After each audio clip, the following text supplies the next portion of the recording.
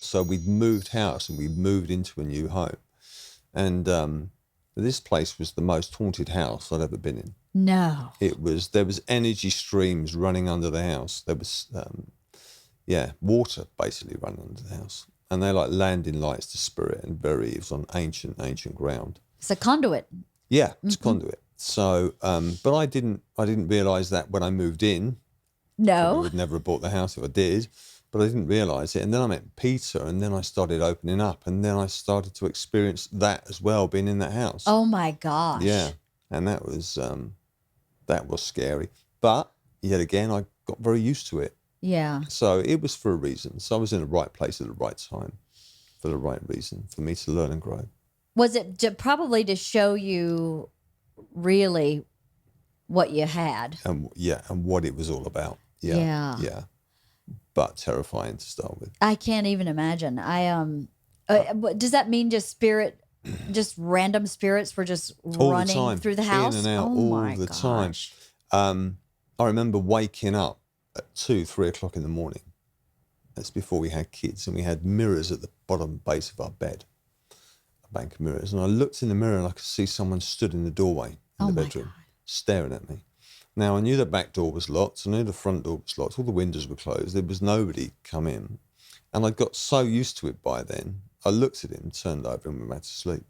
Of course, in the morning, he'd gone. Yeah. Yeah. Hard to get used to that. It would be hard to get used to. I just kind of did, though, because stuff happened so much. Yeah. And I knew I was safe, and I knew Right. that no one was going to come to any harm. Yeah. And he was just walking his way through, finding his way out of this life. Right. And kind of just stopped off to have a look at me, I suppose, whoever he was. Whoever he was. Yeah. That's crazy. Yeah. So living in that house was a big part of opening up to I think it was the catalyst. I think it's what started the whole process, to be honest with you. And Peter knew what was going on with me, and he just, he kept quiet, but he used to encourage me all the time. Yeah. But it was just part of my growth and understanding. Right. So, the kettle in the kitchen would turn on when I walked past it, and TV would turn over or turn off or turn on. Weird stuff happening. Yeah. Crazy. Strange. Yeah. Lights would dim and flicker, and bulbs would just simply blow. Wow, that's a lot of energy. There's a lot of energy there. My neighbour, a new neighbour, moved next door, and this was a semi-detached house. He moved next door, and he got planning permission to build an extension out the back of the house. And this particular day, he came and knocked. He said, "Come and take a look at this." So I went round there, and they couldn't hit any solid ground. So they dug down and down and down for the foundation, hitting water springs everywhere. And then eventually they hit solid ground, and they hit a tiled floor, handmade tiled floor. What? Yeah. So it looked like this was the basement to some mansion that sat on this land originally. Wow. And so ancient land, yeah.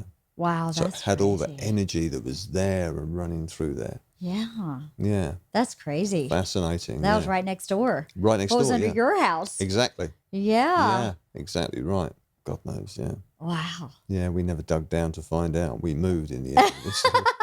See ya. Got out of it in the end. Now, did you have to disclose that when you sold the house? Hey, by the way. Oh, it's full of spooks. No, I never. This is a beltway for Ghost Central. Yeah, this is the freeway. Yeah. It's the bullet train. It's the freeway to heaven. Yeah, I never mentioned it to anyone. Really. I wonder if the people who lived in there after you had similar experiences, or if they, I think some people are really shut down. I think they're close to it, and I don't think they necessarily realise. They just live their life as normal with no, there's a misconception that when you die, you actually go somewhere. Actually, you don't. The spirit world's here. It's around us all the time. Right. We exist within the spirit realms. We don't exist outside of it. Right. So they're constantly in and out, walking backwards and forwards. It's awfully crowded then, isn't it? It's very crowded. Yeah, very crowded. Because they say we look but we can't see. So we listen but we can't hear. We touch but we can't feel. So our senses are very nulled down. Right. Very closed and restricted. Interesting. To what's really going on. I believe it. Yeah.